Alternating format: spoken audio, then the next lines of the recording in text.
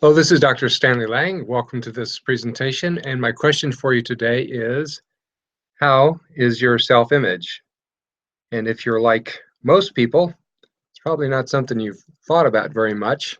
And the reason I'm bringing it up is because I've discovered over the years that self-image is one of the two major issues that keep people stuck in self-destructive behavior. The other one being chronic stress. Self-image and chronic stress keep people locked in self-destructive behavior. That self-destructive behavior might be eating when you're eating wrong, when you're way overweight, uh, doing other things that are harmful to yourself. A lot of different can take a lot of different ways: physical, emotional, self-destructive behavior.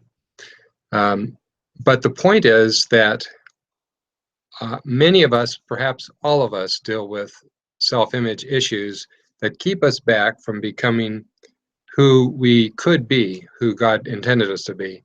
The reason that I'm bringing this up is a recent patient encounter that I had of somebody who had previously lost over 100 pounds sometime past in a different city, and I was seeing her in a relatively early on in our visits, and she, on her own, became aware as she started to think about what was going on in her life, that self-image was a major issue for her, and that she got uncomfortable when she started to lose weight and get thinner. And what I explained to her is that the reason that she was feeling uncomfortable is that she sees herself on the inside as being overweight. And when we move away, from our self-image in any significant way, and we're not addressing the healing of the self-image, so it's kind of like it's anchored there, and it's not going anywhere. And when we move away, it's like being attached to a bungee cord that's getting tighter and tighter and tighter, so that finally the tension is too much. We bounce back and resume self-destructive behavior to get back to that place of our self-image. So the problem is that most of us have self-images of broken hearts, bad ways of thinking of ourselves, things that maybe our parents told us about us or other people that we embedded deeply. A lot of different ways that a poor self-image comes to be, but the point is, until we face it, it's very unlikely that we will overcome the obstacles that are facing us, and usually physical health obstacles. We won't be able to make the major lifestyle changes until we start to address our self-image.